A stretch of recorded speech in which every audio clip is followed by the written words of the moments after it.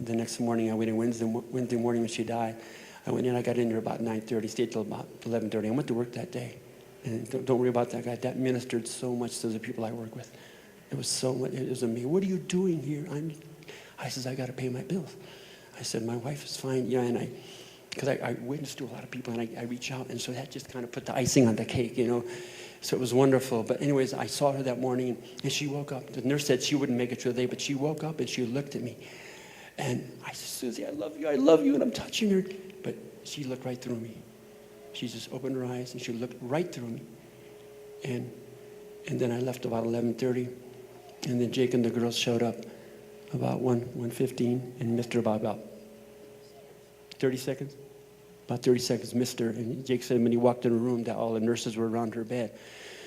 They missed her, but guys, she was in heaven. Too late, to be absent from the body is to be present with the Lord. How many believe that? To be absent from the body is to be present with the Lord. All of a sudden, no more pain, no more dying, no more sorrow, no more bad breath, no more ache, nothing. She's got a brand new spiritual body. And blessed in the sight of the Lord is the death of his saints, his separated ones, the death of his people. Psalm 116, verse 15. God's happy when we get there. He's rejoicing, Blessed in the sight of the Lord is the death of his saints. And I love what Solomon says in Ecclesiastes 7. He says, a good name is better than riches. And he said, and the day of one's death is better than the day of one's birth. Can you imagine that? And it says that the heart of a fool is in the house of mirth, but the heart of a wise man is in the house of mourning. It's better. He's saying to mourn, to experience these things, because then we open our eyes, we think about eternal things, Those things which are seen are temporary. Those things which are not seen are eternal. And so God sees it better that we suffer. That's big in his eyes.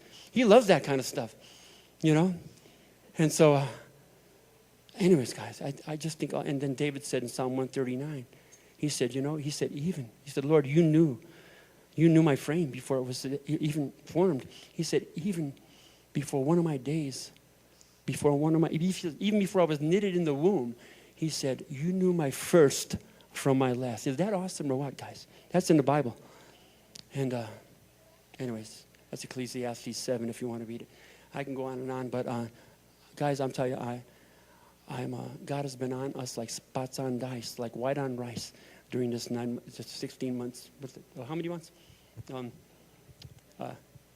18. But yeah. So anyway, I hate to use this, but I used a secular song. I've told you a couple of you already. I work at Rayleigh's, and you got secular music pounding through your brain 40 hours a week, but there's a song they come on in the early 80s called Hurts So Good by John Mellencamp, and that's where I'm at. It hurts so good. It hurts, really hurts, but it hurts so good. You know what I mean? I mean, she is in eternity. Just one pastor once, he was kidding around. He was talking about a man who died, and he pulled the guy over, and he said, look down there. They're crying. They're beside themselves. Do you want to go back? He said, no, they'll come up here. And that's how it is, guys. She is rejoicing. She might be talking with Esther right now. Maybe she's talking with Eve. I don't know. Maybe she's dancing with Miriam, but she has not got a bit of cancer on her. She got a brand new body, guys, and I rejoice in that. I love you guys.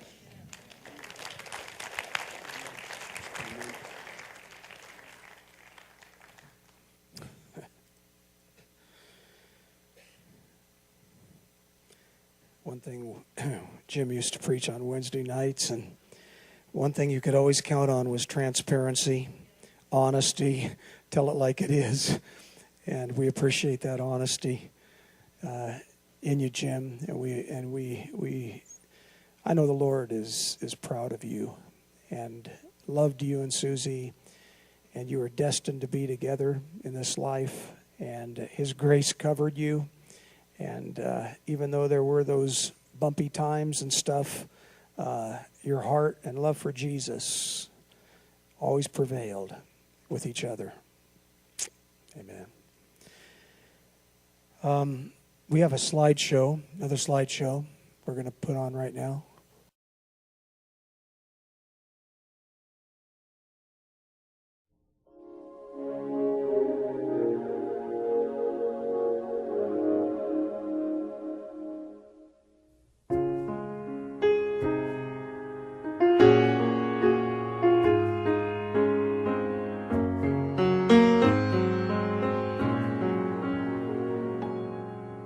Remain Remember me in a Bible cracked and faded by the years. Remember me in a sanctuary filled with silent prayer. And age to age and heart to heart, bound by grace and peace. Child of wonder, child of God, I've remembered you. Remember me.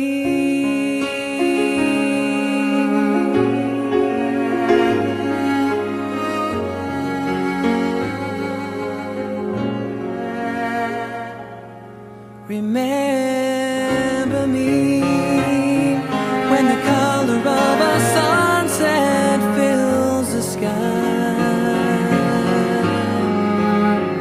Remember me when you pray and tears of joy fall from your eyes. And age to age and heart to heart, bound by grace and peace. Child of wonder, child of God, I've remembered you. Remember me.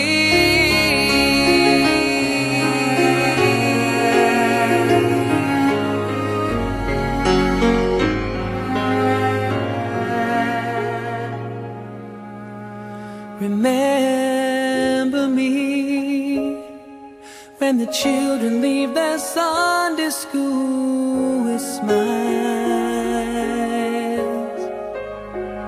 Remember me when they're old enough to teach, old enough to preach, old enough to leave.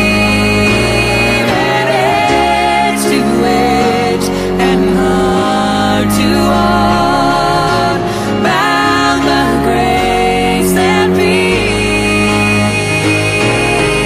Child of wonder, child of God, I remembered you. Remember me. Age to age and heart to heart, child of wonder, child of God. Remember me.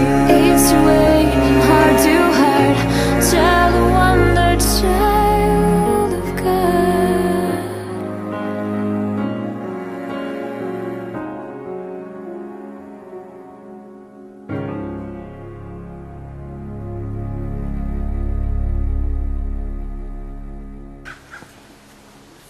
And we like to do this song at graduation because it reminds us when we sing about how God says that He sent angels to watch over us. And they're all around us. And we don't see them most of the time, but we know they're there. He says He sent them.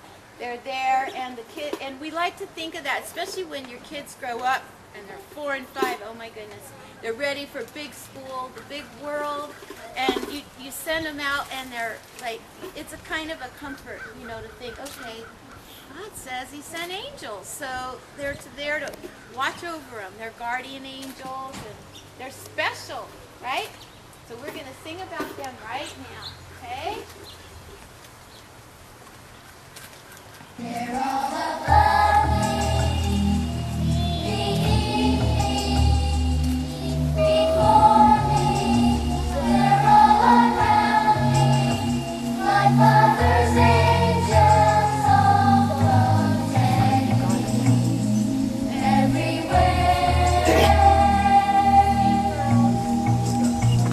They're all above me,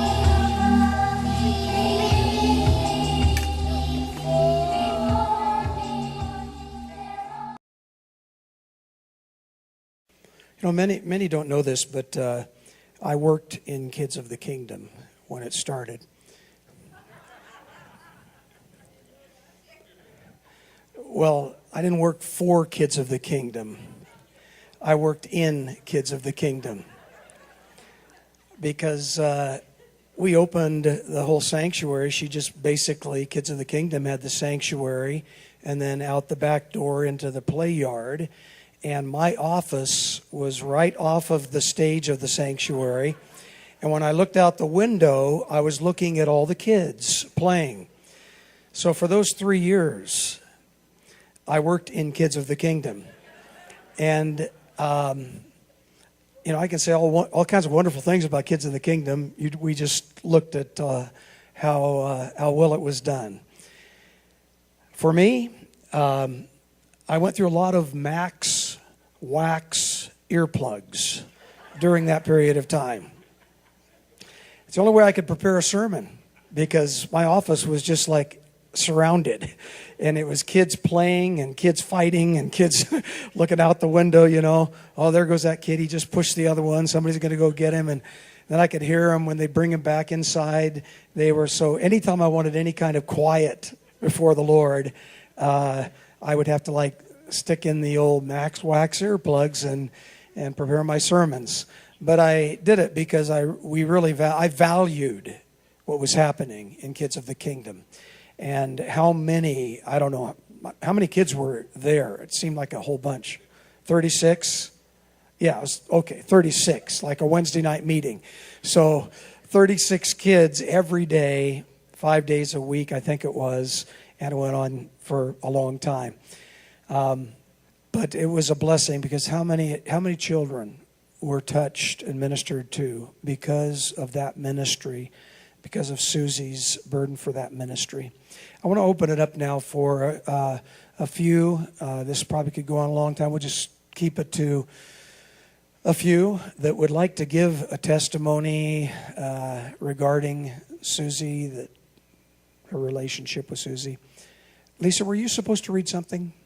Why don't we do that right now? Are you on this? Yes. You're supposed to be right now.